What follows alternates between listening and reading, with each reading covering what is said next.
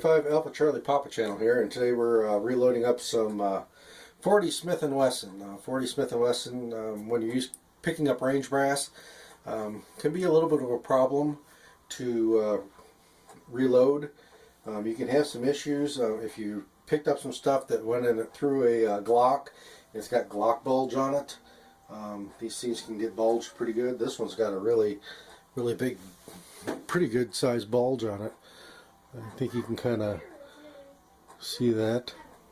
See down at the bottom there how misshapen and misformed it is. And sometimes your full-length sizing dies don't quite get that bulge completely out. So the first thing you need to do is put them through a full-length or full sizing die for the brass. And that's what I've got here. I've got one from Reading. It's a GR sizing die for 40 Smith & Wesson. It pushes this case completely through and resizes the whole case at the same time. I still need to run it through and deprime it and size it. We run this through, and that takes that bulge out. I can now take it and put it in a 40 S&W chamber, and it will chamber. It would not chamber before. Got another one here that's pretty good and bulged. You can see it. It won't even get started in there. It's so bulged, but run it through the sizer, and she falls in. So we'll go ahead and make up a bunch of these, get them sized, then we'll run them through the full-length sizer and deprime them. This is something, if you got an old gunsmith around or one that you befriended or something, I've got a set of these, one for 40, one for 45, and one for 9mm. Instead of buying a drop gauge for your loads, these are no longer useful in the gun, but they work great as chamber check tools. You can put things in there, chamber your rounds. When you get them fully put together, you can check, make sure you're chambering completely, and that you got a little bit of wiggle room in there. But if you got an old gunsmith, or maybe you know one, and you can ask him, hey, you got any old barrels laying around chambered in 40 or 45 or 9 or whatever you happen to be reloading? He may have some broken ones there if he does quite a bit of work. And I picked some of these up. They just gave them to me, and I've been using them as gauge checks ever since. They work out really well. Let's go ahead with this sizer. It is standard steel, so you do need to lube the brass before you run it through. So I've got a pad here, just a couple rolls through the pad. Gives it just enough lube.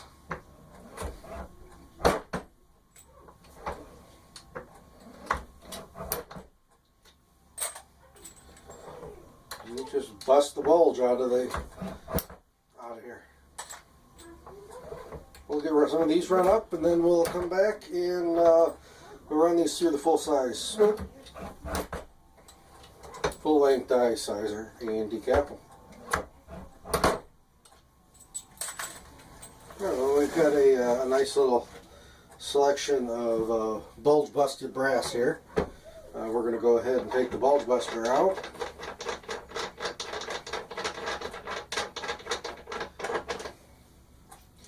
Kind of learned about having to take the bulge out of these before I started reloading 40. I had bought some reloads from a professional reloader at a gun show and was having issues with that ammo. I think 20 or 30 of them didn't want to fully seat. I couldn't get them to chamber, and he wasn't bulge busting. He was just full length resizing. And like he always did with the other cartridges, but 40 is real susceptible to getting that bulge on the bottom. So I went ahead and did some research, found out that you had to get it bulged. We'll go ahead and start running this through the full length sizer. Get that to where it's just touching the bottom there. Tighten down. start decapping and resizing. You can at this point, if you want to,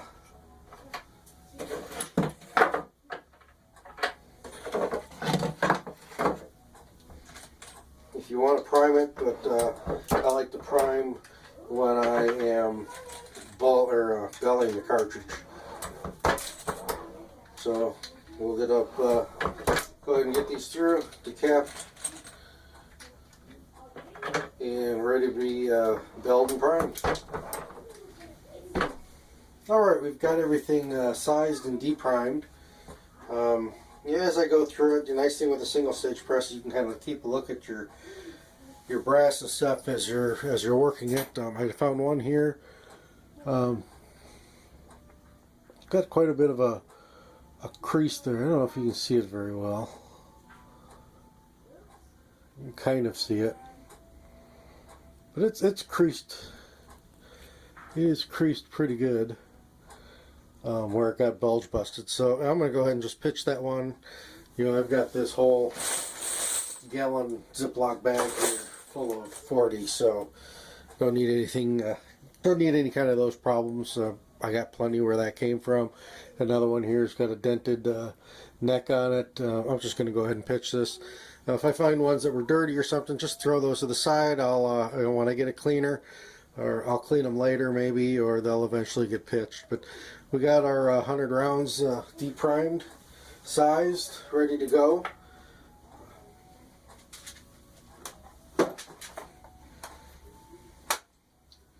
Got our primer tray, primers. Nice thing with the Winchester primers, so they all come, so you can just flip it like that. Otherwise, this primer tray, you just shake it, and it puts all the anvils up so that you can just pick them up and put them in there. So we got our primers. Go ahead and pull this.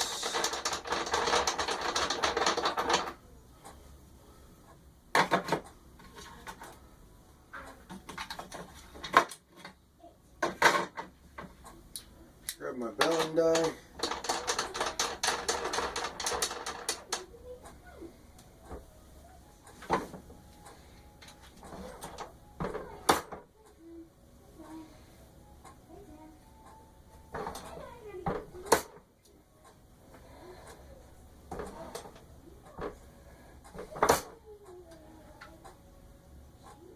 Set our bell. Grab one of our bullets here we're going to be using. It gets set so that that bullet will seat down inside there to get it a good start. So that's belled good enough. So we've got our belled.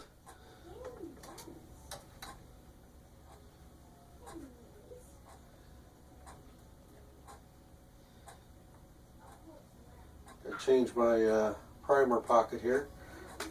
I was running some 45 with some large primers earlier. This is one of the few things on this machine that, yeah, it works, but it is a pain. Change these primer.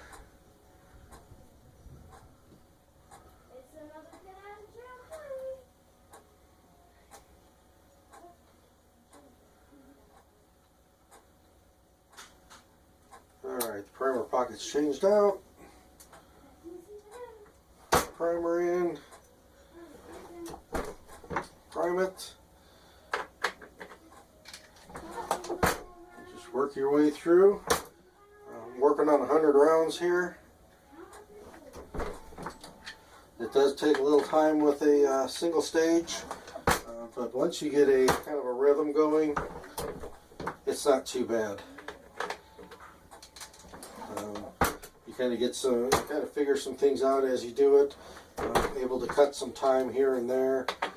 I used to have a RAM primer at the top that I use, and I'll use that if I need, you know, on some of the rifle cases. If happens to be a lot that has a really hard primer, or small primer pocket, but for the most part, this primer here works well. So we'll get all these dulled and primed, and we'll be ready for powder and then a bullet. Alright, we got everything dulled and primed. We're ready to add powder. Go to our reloading handbook. Lyman, it's a good source. Go over to 40 Smith & Wesson. One of the things I want to do is, check out the overall length, the maximum overall length. So it's 1.135 at 1.135, and I've got that set, so when I start seating my bullets, I know what the maximum is, and then we can kind of tweak it from there. I've looked online here at Hodgkin's website, great place for load data. They're telling me I should be anywhere from 5.7 to 6.2 grains. I'm going to go ahead and do 6 grains of powder in these of the Winchester Auto Comp.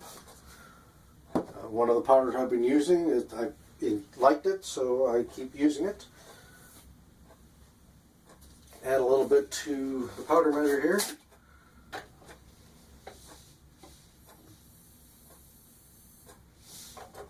You can always leave your powder out so you know which one you're using it.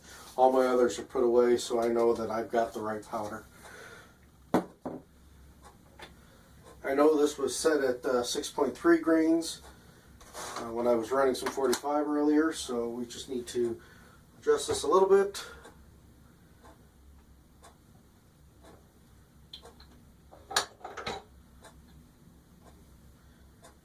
And I'm still using the old beam scale. I just find that they work really well. Boy, that's real close to 6 grains. Add a little bit, open that up just a little bit.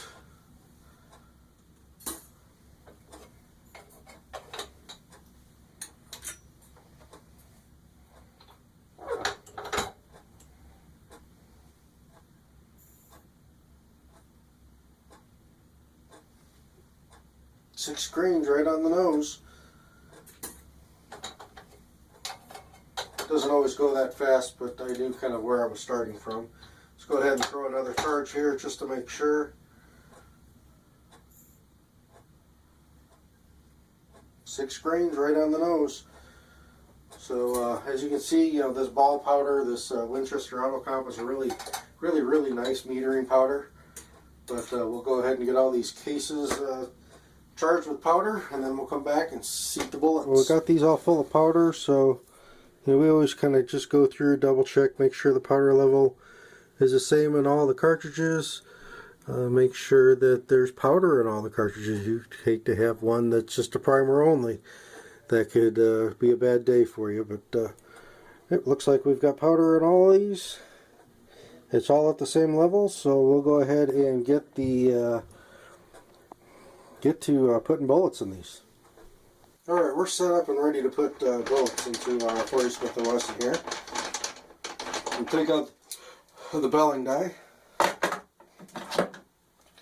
put in our bullet seater.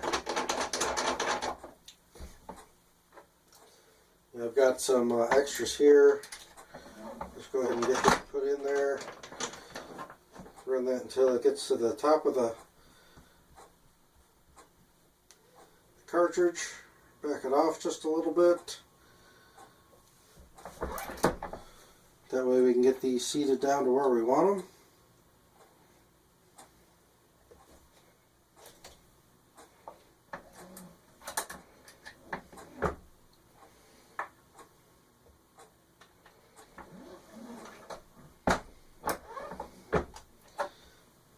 Good start on that one.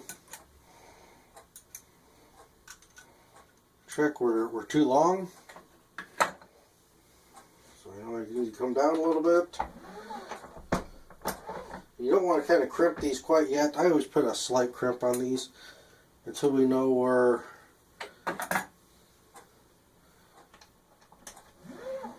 seated where we need to be. Alright, that's seated to specs for maximum length, but every one of these bullets has a little different profile, and some need to be seated a little bit deeper than others, but right now it's sitting at the maximum length, and we'll put it in our chamber here. And no, it needs to go in just a little bit deeper. It's sticking in there a little bit, not spinning. Go ahead and push it down just a little bit further. One of the reasons why I don't go max loads on a lot of stuff too. You got to be careful with it. Still getting a little sticky.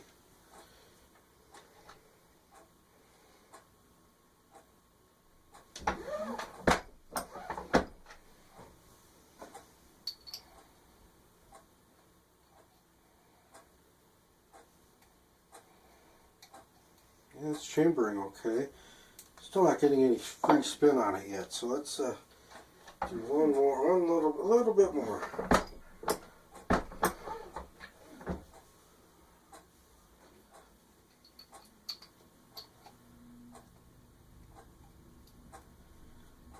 All right.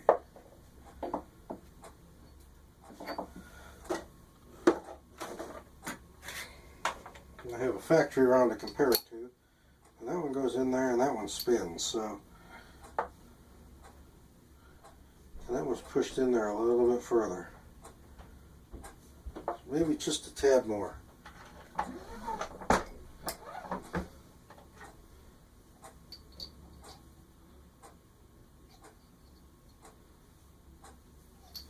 I'll put a crimp on that, see how that feels. We're going to back this off.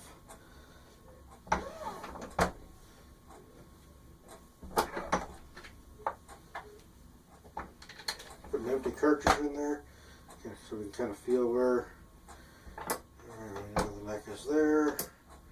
About a quarter of a turn for a crimp. Tighten it down.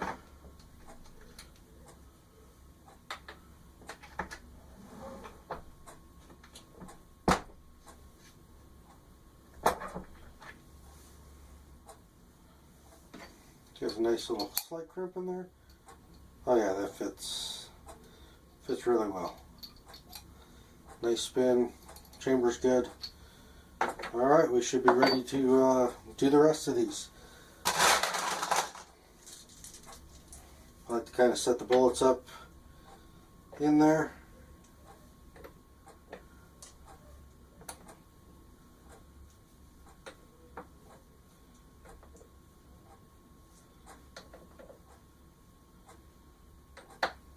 I'm not going to do them all right now, but usually I set them all up.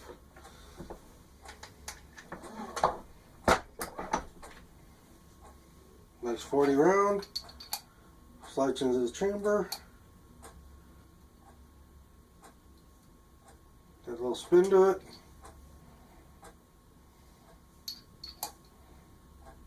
Should be good. And we'll continue on and get the rest of these loaded up. Well, we've got everything loaded up. Next thing to do is we're going to put them in a case. 40 is really not that hard to do. You just got to remember that if you're using range brass, you need to bulge bust it.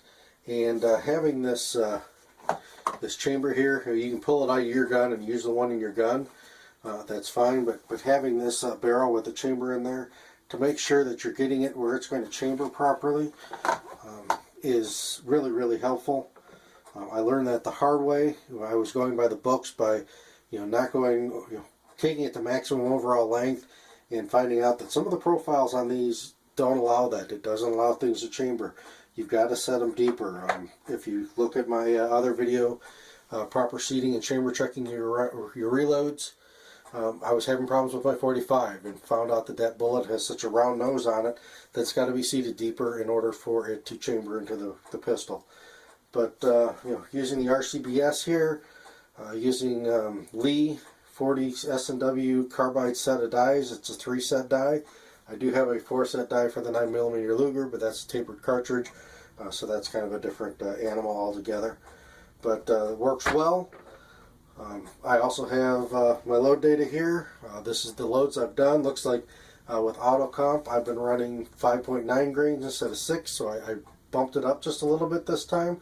See how well that works. But this is 45 Alpha Charlie Papa channel, and this is something that you take your time. If something doesn't look right, check it. This is not something you want to make if you make a mistake on it. You don't want to make a bad mistake. You don't want to. You want to check everything, make sure you're doing it right. If there's a mistake, get rid of it or fix it before you ever take it out to the range. I had some stuff that was powder coated. That round nose bullet that I was talking about had to be seated so deep. I ran a load of those powder coated, and I couldn't get those things to chamber. I pushed it down any further. It would have been a really, really hot load. So I went ahead and just dismantled all that ammo and started from scratch. So if you're going to reload, just be careful. Follow the manuals. Err on the side of caution. Don't try to get too rambunctious with it. Don't try to just make the hottest load you can, or just do your research and be safe. This is 45 Alpha Charlie Papa channel. I'm out.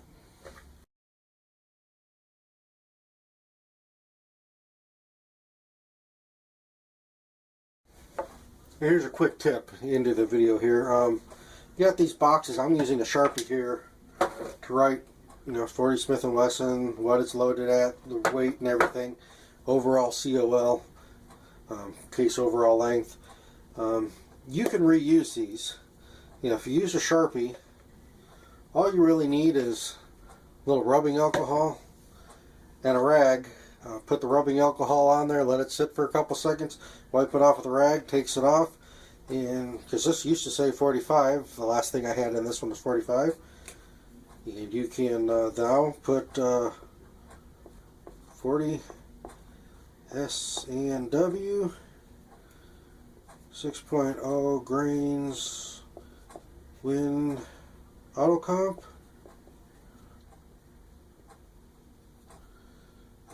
1.110 COL and 180 grain plated for the bullet.